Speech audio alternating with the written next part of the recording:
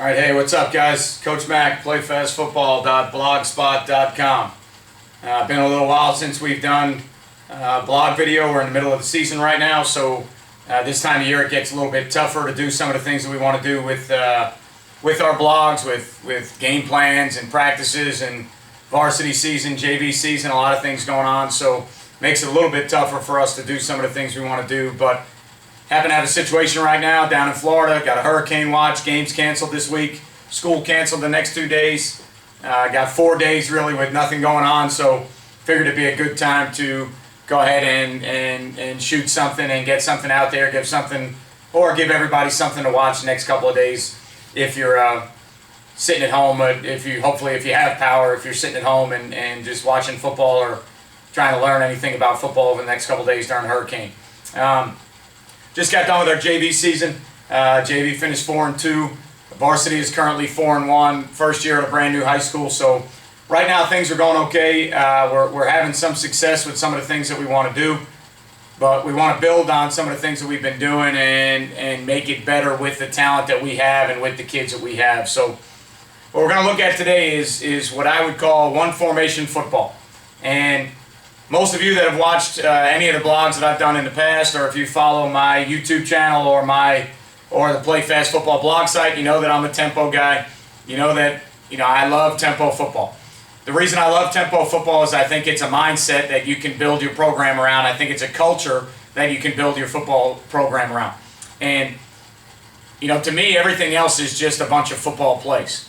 Inside zone power, outside zone counter, mesh, Y stick, Y cross, air raid, spread, wishbone, wing tee, shotgun wing tee. To me, those are all just football plays and football formations.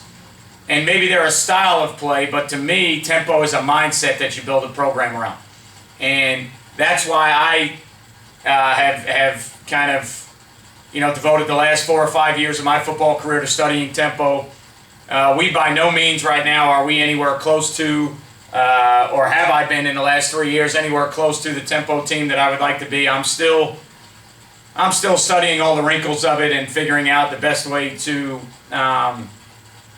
polish it up to get it done the right way to have success. At the end of the day, as a high school football coach and as a head football coach, you have to have success on the football field. So sometimes you don't always get to do the things that you would like to do. Or that you want to do. You have to do the things that you can do to win football games. So I still study it. I study tempo all the time. For me, it's kind of a fascination of mine. And when I watch football games on Saturday, it's not hard for me to understand that the teams that play tempo football are scoring 50, 60 points a game. And the teams that struggle on offense, when you look at them, a lot of them are not tempo football teams. And to me, that correlates down to the high school level because I think our game reflects the college game more so than it does the pro game. So I look at games on Saturday and I see teams that are scoring 50, 60 points, and they're all usually spread tempo teams. There are not a lot of pro-style teams scoring 60 points. There are not a lot of, I don't see enough option teams out there scoring 60 points a game. So to me, I look at that and say, if those schools can do it, then why can't we do it in high school? Obviously, we have 12-minute quarters, not 15-minute quarters. Don't know if we can score 60 points a game. But at the same time, I think we can get more possessions and make things a little bit easier on our kids and ultimately make it tougher on the defense. When you talk about college football, everybody wants to know right now, why can't teams play defense anymore? You look at University of Texas, and Charlie Strong is one of the best defensive minds in the game. And right or wrong, you might be on a hot seat right now. Notre Dame just gets rid of their defensive coordinator. You're talking about 4- and 5-star college football players that somehow, some way, cannot tackle anymore. At some point in their career as 5-star, 4-star football players, they had to be able to tackle. You don't get to the University of Texas or the University of Notre Dame or the University of Alabama or any big-time prestigious football program without being able to play defensive football or tackle if you're a defensive player. So, to me, what I look at is, why all of a sudden can't those people tackle anymore? Well, maybe it's because the tackles they have to make now are in space against better athletes. So as opposed to putting them in a tighter window in a pro style or a wing tee or a wishbone or an option setting where they might be in a tighter setting, in a spread setting, up-tempo, they have less time to think about what their assignments are, and they have to tackle people in space. So is it the fact that defensive coordinators don't know what they're doing anymore, or these defensive kids that are five-star players can't tackle all of a sudden? Or is it the fact that the offensive style of football is making it harder for people to tackle? And obviously for me, I'm going to choose the latter and say that offensive football has made it harder for defensive teams to tackle. I think fatigue makes it harder to tackle. I think playing at a high tempo makes it harder to tackle. I think putting the ball in space makes it harder to tackle people. Okay, so where are we going with today's blog? One formation football. High school football, I think you have to find out what your kids can do and what your kids can do effectively. All right, so for me, what I look at is if your kids are going to struggle with identifying defenses, if your offensive line is going to struggle with inside zone or outside zone or power or counter versus multiple defenses or multiple fronts, if they're going to struggle versus multiple blitz looks, if your quarterback is going to struggle with passing concepts versus multiple looks, to me, the easiest way to help your players is to play in less or limited formations so that they can see clearer pictures. All right, so the argument's going to be offensively, people are going to say that's easier to defend because if you're in that same formation, they know that formation is coming, they can defend it, they can do more things to defend it. If you shift, motion, trade, it makes it harder to defend. And I am going to agree with that. All right, I am going to agree that multiple shifts, multiple trades, and multiple formations are harder to defend for a defense. Okay? But when I agree with that, I am also going to tell you that that makes it harder on your offensive players. Your offensive line, every time you shift, trade, or motion, your offensive line is going to see a different box. If you're running inside zone and you've got your center ID and a certain linebacker that he wants to work to, and you motion and that changes the box, that changes the ID. If you've got a route concept call that you want your quarterback to understand how to progress from, option 1 to option 2 to option 3 or a check down, anytime you shift, trade, or motion and it changes the coverage, that changes his whole thought process. So if you have players that struggle doing that, why not just limit your formations and find things that you can do out of a simple formation that your kids can see a duplicate picture of time and time again? Okay, so from a tempo standpoint, when I look at that, it allows us to play faster. Okay, if we don't have to signal in a formation and we're going to be in a similar or the same formation for a series or two series or whatever the case may be in a game, that's one less signal, one less form of communication that has to go in. The plays will get in faster, we'll run the plays faster. Our kids can get lined up quicker. Okay? But what it'll also do is it'll give us less pictures to identify. All right? And less things for our team to identify, to worry about, to say, well, coach, I thought it was this coverage, I thought it was that coverage. It'll give us clearer pictures to look at. All right? And if you're going to be a tempo team, one of the things you have to understand is your playbook needs to shrink. We've talked about this on several other blogs. We've talked about this time and time again. Your playbook has to shrink. If you want to dial up 85 different plays out of different formations or different route concepts or different run game tags, then tempo football is not for you. If you want to be an up-tempo football team, and not just a no-huddle team because there's a difference. A no-huddle team is just a team that chooses to communicate their plays without getting their offense in a huddle. A tempo team is somebody that is really trying to push the pace and snap the ball every 15 seconds or every 18 seconds, or whatever the case may be in high school, depending on how they set the ball. All right, so as a tempo team, playing out of a similar formation gives you a chance to play faster. Now, what I want to look at today is one of my favorite formations, which is twins open, two-back, all right, which gives us a variety of things that we can do within our offensive system. All right, so when you line up in a two-back formation, all right, twins open, I think it's going to make it easier for your offensive line to identify things.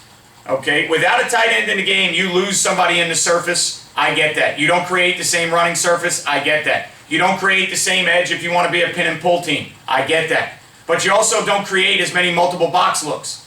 All right, when you don't have a tight end in the game, you eliminate over and under fronts. They both look the same. So all you're going to get is even or odd fronts. It's going to make things easier for your O-line.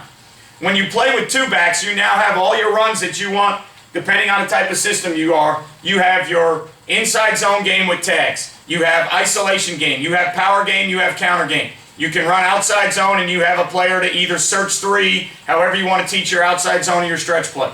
You also have two receivers detached with a single receiver on the backside. You have all your concepts to your two receiver side. You put it back to that side and you have three-man routes. You have an extra guy to keep in protection if you choose to.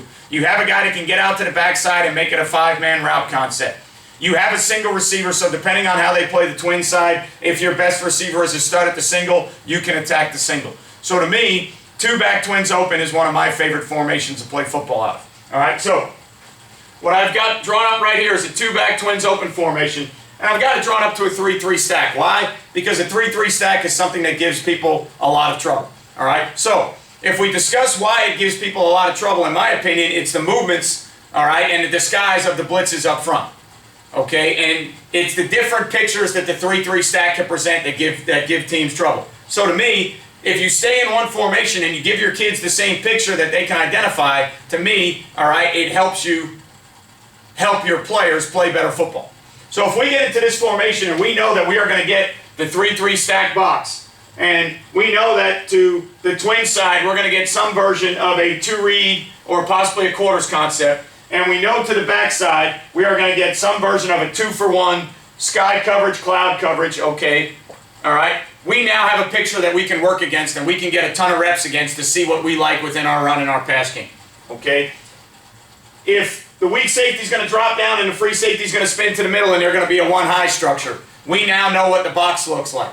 Now if we're going to get those five-man pressures or those zone pressures, we can identify them a little bit easier because there's less rolls that we're going to see, less stems, less disguises because we're in that same formation.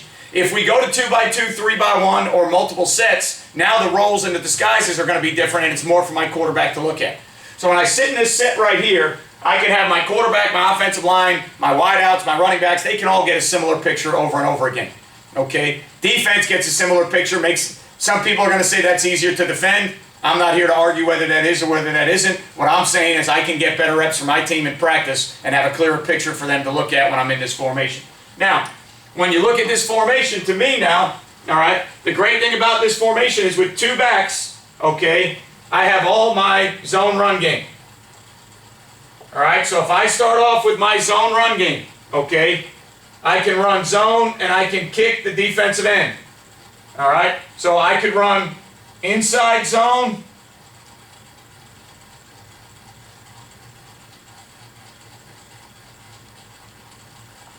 with a kick on the defensive end. I've got 6 players to block. They've got 6 players in the box. I can block those 6. Whether or not I get those 6 blocked or not becomes an execution thing. Football, regardless of offense, defense, tempo, not tempo, pro style, air raid, spread. Football is blocking and tackling. If you have 6 players to block, there's 6 players in the box. All right? The team that blocks and gets off blocks is going to be the team that wins. The team that tackles and breaks tackles is going to be the team that wins. All right, I have 6 helmets to block. There's 6 helmets if I run the zone kick play. Okay, now, what I now have to do is I have to be able to control the 7th or 8th defender that get into the box. All right, that's how they are going to create an extra defender in the box. Okay, so now what I have to do, all right, is I have to be able to either access throw, okay, or I have to run pass option. All right, so I have to control that 7th or 8th defender that gets in the box. All right, so I have to have the next answer. After my 6 are on their 6, I have to have the next answer to say, how do I control that 7th or 8th defender in the box?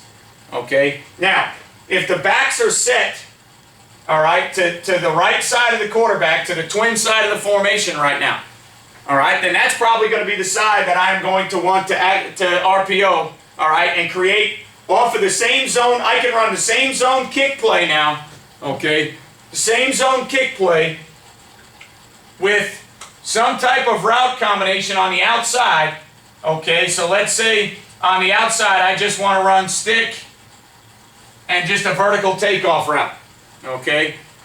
The same zone kick play blocked the same way up front with my quarterback reading the extra fall-in player to either give or pull and throw the stick route to the number 2. That's how I control the extra defender in the box. My access throw would be on the weak side, so that if the weak safety starts coming down and sticking his nose in the box, my quarterback might have to bail from the zone kick play and throw all right, either this ball on the hitch, this ball on the out, or maybe that ball on the takeoff versus press coverage. All right, all things we've discussed before in, in other blogs that I've talked about tempo and talked about RPOs and access throws. Nothing new, all right?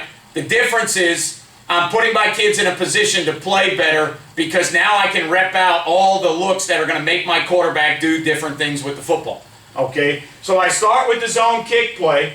I go from the zone kick play, block the same, and I make it an RPO. I have access throws to the backside.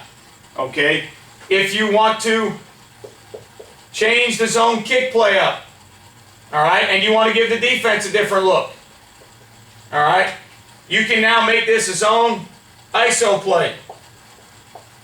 And on the zone ISO play now, we're going to zone everything on the front side. And now we're going to lock the backside, insert our fullback on their linebacker, and we're going to run a zone ISO play.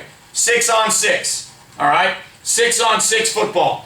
Their 6 versus our 6. We've got to be able to block it. 7th or 8th guy get in the box, we've got to be able to throw an RPO. We've got to be able to throw some type of access throw to control 7 or 8 in the box. If I'm in that formation, I feel like I can teach my quarterback where the football needs to go based on who sticks their head in where. And I feel like I can get the extra reps to do that. That's why I would want to be one formational. If I'm playing a 3-3 stack team with a lot of movement, all right, and I want to show my kids how we can handle that movement or how we can handle extra defenders in the box, I don't want to do that by giving them 35 formations. If I give them 35 formations, that's going to change the look in the box. That's going to change the movement in the box. It's going to change the reps for my kids. If I give them the same look, I control the reps that they're getting all the time. Okay? So, zone kick, zone ISO, all right? Simple football, real easy. All right? If you want to change it up even more, okay, if you want to change it up even more, you can go zone bluff. Now on the zone bluff play, we're going to block inside zone, all right? We're going to block inside zone standard, but the fullback is now going to arc release out to the edge, and we're going to leave the end alone for the quarterback to read on the zone bluff play. Okay, so now we've run 3 versions of the inside zone play. All right, we've kicked it and made it 6 on 6 in the box. We've ISO'd it, made it 6 on 6 in the box. Now we've bluffed it and we've made it, all right, our 5 blocking their 5, reading the 6th defender, all right, with the sniffer arc releasing so that if we get any type of game where the end crashes and the fullback goes wide, when the quarterback pulls, he has an escort. Okay, all within inside zone theories. We haven't changed the blocking scheme yet. We've wrinkled some backside rules from the kick play to the ISO play to the bluff play, all right? But we've kept the rules the same for 3 or 4 of our offensive linemen, and we've run inside zone. So we're not running new plays. We're not running different plays, all right? We're running the same type deal, all right? Now, off of that now, okay? Off of that now, off of those same looks, because you have 3 wide receivers, because you have 3 receivers removed, you have multiple options in the passing game. All right, so now off of that same zone action, all right, off of that same zone action now, let's go ahead and run just a simple bootleg waggle play. All right, simple misdirection play with the quarterback, okay? For me, most of mine are run naked, all right? Most of mine are run naked, so they're probably, terminology-wise, bootlegs, not waggles. I do not pull anybody out in front because I don't want linebackers to see people out in front. Other people like to pull guards and get people out in front to secure the quarterback. However you want to play football is up to you. I like to run mine naked. So off the same inside zone play, okay, now we can step to the inside zone with a gap protection, put the fullback on the edge to seal the edge for the quarterback. We can go inside zone, all right, bootleg the quarterback out, and go with any combination that we want out here that we think is a beater to that type of coverage or whatever the coverage may be. All right, so for argument's sake, if we wanted to go vert, 10-yard out, backside over route, now we've got a bootleg with the quarterback outside the pocket off of the inside zone look It's easy for my offensive line. I feel like I've got the perimeter for the quarterback. I've got the quarterback moving outside. And now we've got any route combination we want, all right, within the concept of what we're trying to do in that formation. We've got twins receivers out there. We've got multiple options. We've got a single receiver to the backside that we can bring over on an over route, a climb route, a chair route, backside drag, whatever you want to call it. We've got multiple options. If you want it to go naked, okay, and you want it to make it truly naked, you could make this flood, all right, and you could actually read the backside end, run inside zone, put that guy out in the flat, and now you've got a flood concept, okay? If you weren't comfortable with that and you're worried about linemen being downfield, if this is the box that you're looking at, all right, you could possibly lock on to the end, all right, block down here, get your center, or double this, get your backside guard out, get somebody out in front, all right, to secure for the quarterback. You can block this down with the tackle and have this guy come out and pin the end. Now you've got bootleg, flood, three-man route, backside drag, multiple ways to do it. To me, I don't care how you do it. It's up to you how you want to do it. I don't think there's a best way. What it is it's getting your quarterback now to the perimeter out of the same formation, all right, that you just ran inside zone and inside runs out of. You have a chance to get your quarterback out, bootleg, play action, all right, waggle, whatever you want to call it, however you want to determine what it is, okay?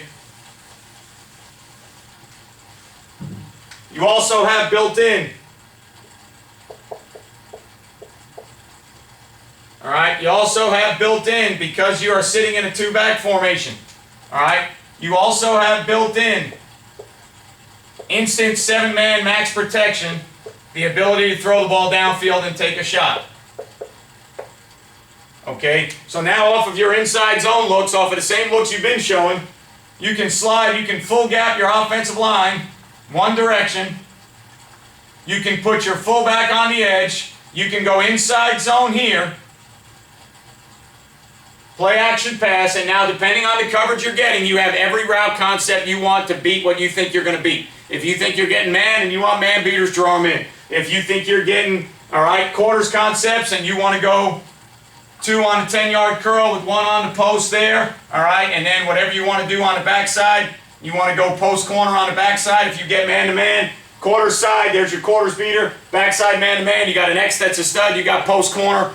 If it's any type of 8-man front with a corner high, that's, to me, once he gets down the field, that's man-to-man on that corner, make him defend the corner, the post corner.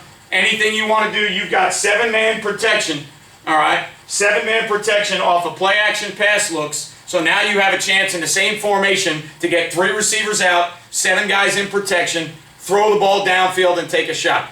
My only thing I would say to you as an offensive guy, if you're going to max protect, all right, the key to max protection and get the throw off down the field and make them cover it. The worst thing that can happen is going 7-man protection and taking a sack, 7-man protection, the quarterback getting hit. All right, 7-man protection. Try and get yourself a play action pass and try and get a shot that's a coverage beater down the field. Okay? With 2 backs, you have the luxury of doing that. If you don't like backs on ends, all right, and you don't like full slide protection, then go ahead and turn your protection the way you would. Leave this guy on the end, insert this back for the first linebacker that shows play action pass. This back either has 4 coming from the weak side or he's got an outside linebacker coming off the edge from the strong side. So you can go big on big protection. You can protect it however you want. You can go full slide. Premise is 2-back twins open formation. You also have play action off your inside zone look to take shots down the field. 7-man protection, get the ball down the field.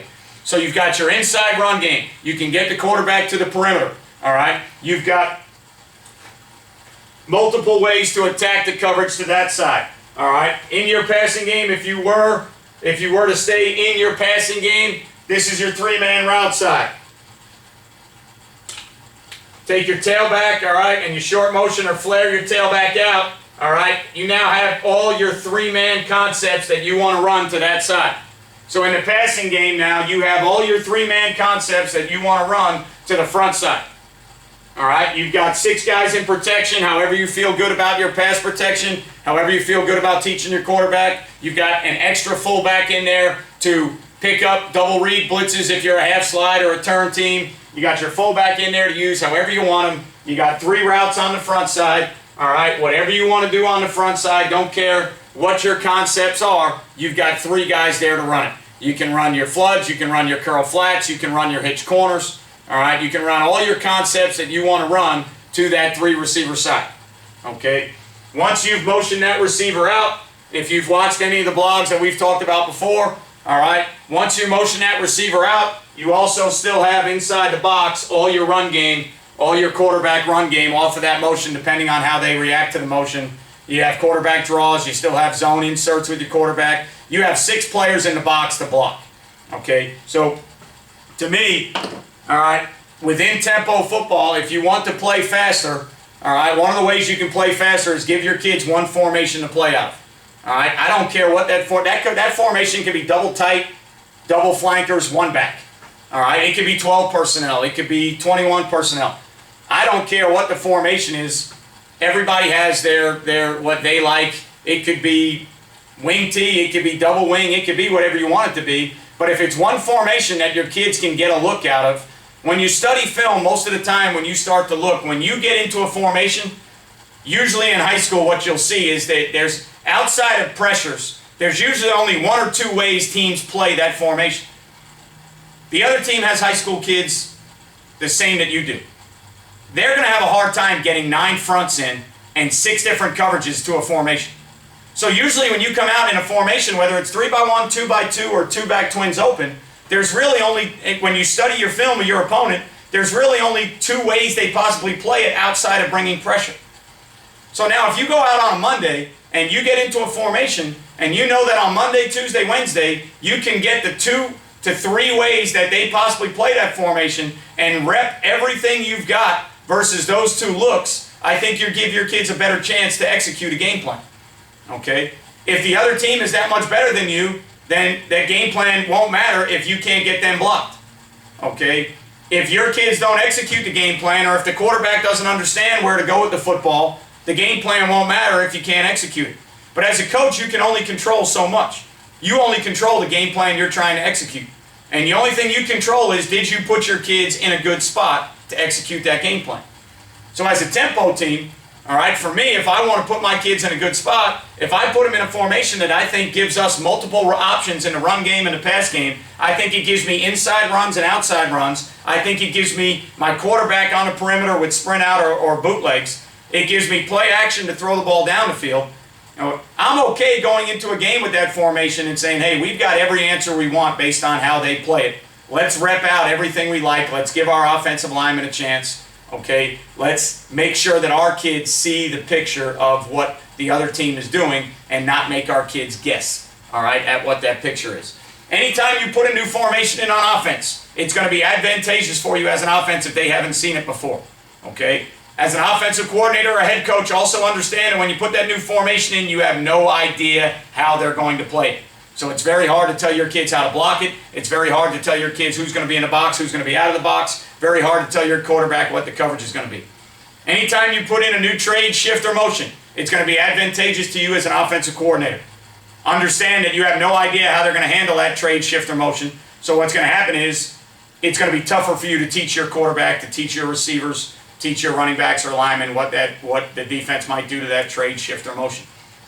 Okay, so one formation football, to me, is a way that you can get more reps, cleaner picture of what you're going to see, get your kids to understand at least what you're trying to do versus what you're going to see, and a way that you can play faster. All right? Would I stay in one formation all game? Absolutely not. I've never done it, and I never will.